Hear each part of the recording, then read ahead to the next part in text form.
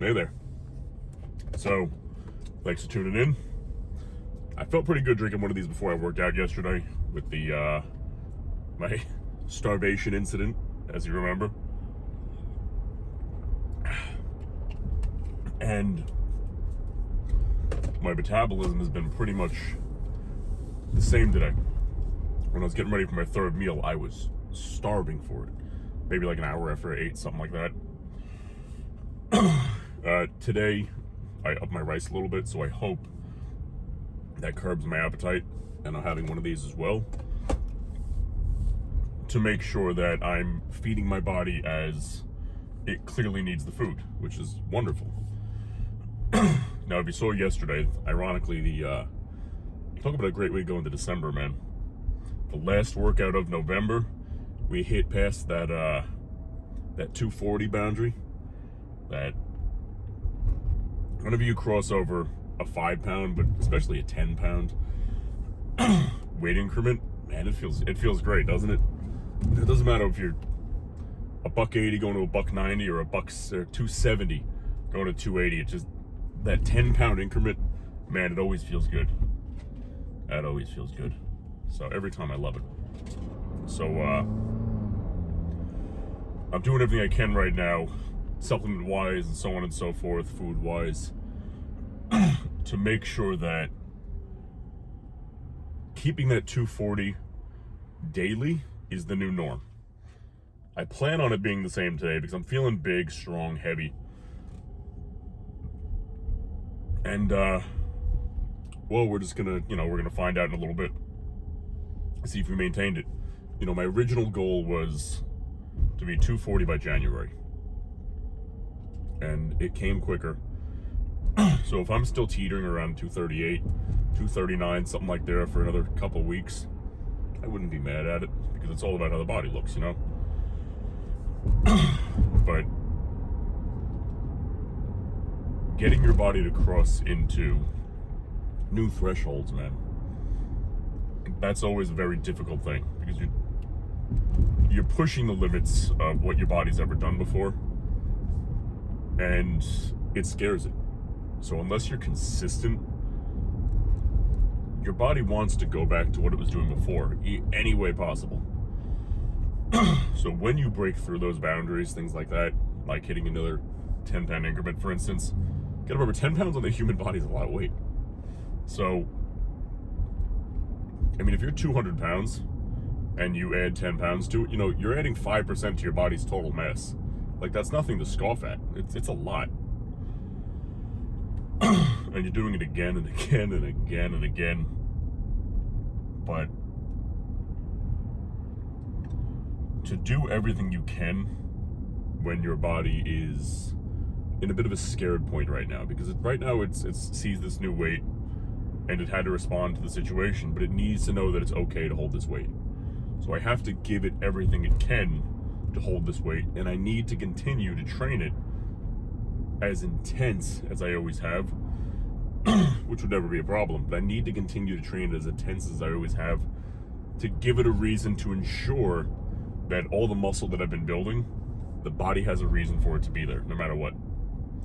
And, that's what's so critical about writing down your workouts, for instance.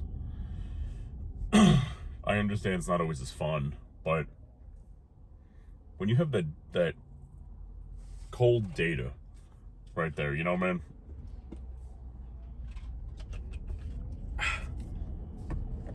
just that straight up data right in front of you when you're working out, you know exactly whether it's a good day or a bad day today, what 100% intensity for the human body for you meant last week.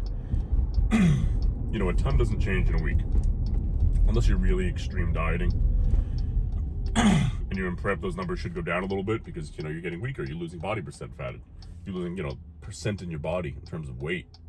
But if I don't sleep well one night, something like that, I know that my muscles are physically capable of this weight, this many reps, that much time at attention, this many partials, for instance. Now, Or even if I go in there with this stuff after a bad day, you know, just a rough morning or something happens, I still know that regardless of what's going on up here, my body is capable of what that book says. And the way I do it is I have like an old, cheap little spiral notebook, right? One of those pocket-sized ones, like 3x5, whatever it is. So, and I've got this down to like a science now. I've perfected it over years, and it's so stupid. I have a binder clip, a paper clip, and one of those multicolored pens.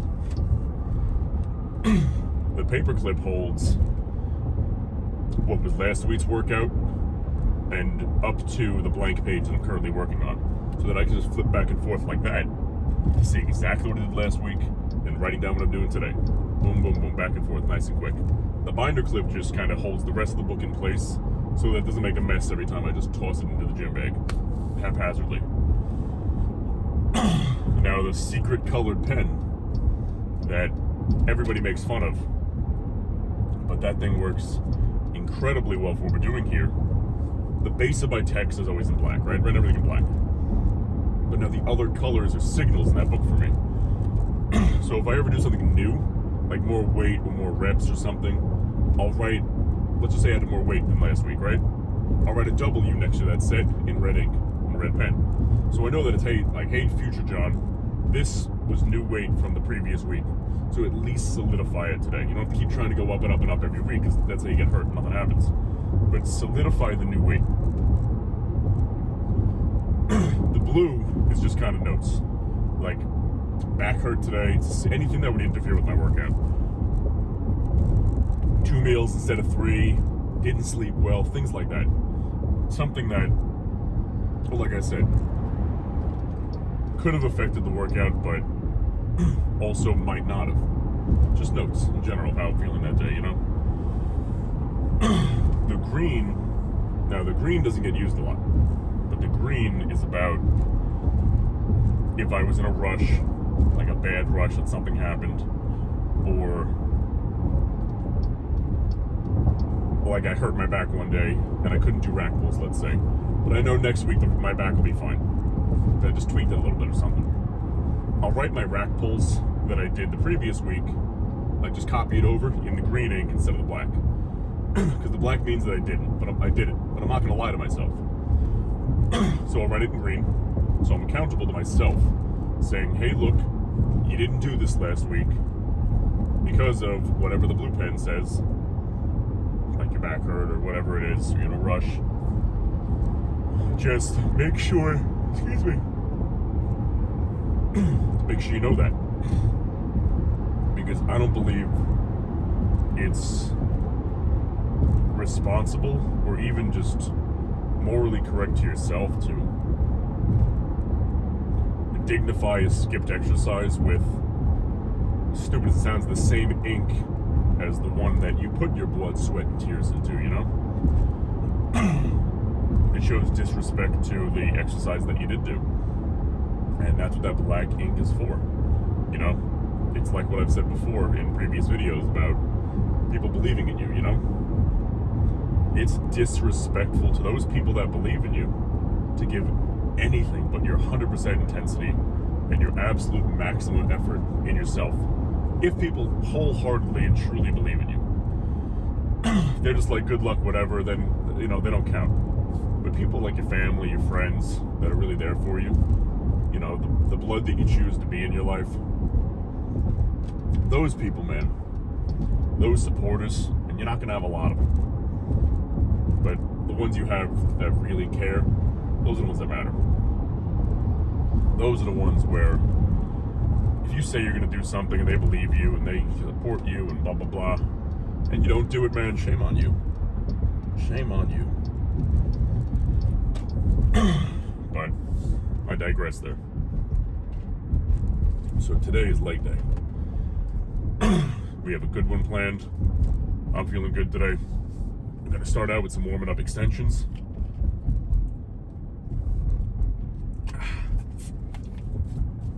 Follow that with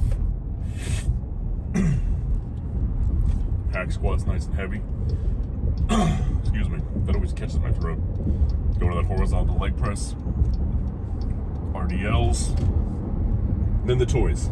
You know, the hamstring curls, the extensions, the inners, the outers, the sissy squats, calves. We'll pose afterwards. See what those sausages look like, because I doubt we'll even see a line in them with the new weight and all the blood that's going to be in there from the workout. But man, we shall see. And we shall see very soon. So, I'll see you guys in there. Man, let me tell you, some days it's the smartest thing to do is gotta know somebody everywhere I go. Some days the smartest thing you can do is learn to walk away and understand that your body needs a little bit of rest. You know, I've been feeling like an absolute powerhouse. Every day I've gone to the gym the past month or so, it's been just boom, boom, a killer lift one after the next. Last leg day, I obliterated it. Today, for some reason, I was feeling good. Honestly, I'm thinking up until I drank that stupid little smoothie shake again. I think that might have turned me a little bit. But I went in there today. The weights felt twice as heavy as they normally do. I wasn't connecting well. I felt my muscles cramping a little bit. I'm like, you know what? Instead of a full leg day, turned out to be hack squats up to my proprioception set. I didn't do the max one. I'm like, something's off today. Like, let me keep pushing through a little bit. I did the horizontal leg press, 2 different sets of that, the warm up and the probe set again. I'm like, I'm not connecting with the muscles today. I did a little bit of calves, had the same problem. I'm like, you know what? Unfortunately, today's one of those days where the smartest thing you can do is to walk away from it. Let your body rest. I'm going to give it a ton of good food today. I'm sure I'll be better tomorrow to train properly. You know, I don't think I slept well last night too. Not making excuses, but trying to understand and calculate as to how this happened or why this happened, you know, because it's fun in games when you're pushing yourself hard, training intense, and, you know, really going after it. But there's a line to it where you can push yourself, but sometimes when things aren't feeling right, pushing yourself can land in an injury. And you gotta learn when to train smart, which should be always, and normally training smart and training hard, the 2 and 2 work really well together. And you can keep training hard so long as you always train smart.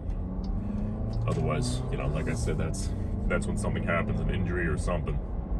So, unfortunately, I think I might have jinxed myself a little bit telling you guys about my book before, where I'm like, I never used the green pen. When does the green pen ever get used, right? Well, I got a friggin' green page today. So, yeah, but let this be a lesson to kind of tail on to what I was talking about the other day with, you have about 36 workouts a year, right? You don't have to be sick to take one of those workouts away. Sometimes it can be something like this where your body's off and you need to learn to say, you know what, today's not that day. Where my body's used to progressing with a significant amount of weight and really pushing hard and really killing it. And it's not going to progress just moving some blood around there. You know, when you're at a certain level, sometimes it's best to just let it rest. As little fun as that may be for us, you know. So that's where we're at right now. I'm heading home in a little bit. I have a lot of work to do today, so I'm going to get all that done. And I'll see you guys tomorrow. most likely, I'm sure, right back in the gym. Enjoy the day, guys.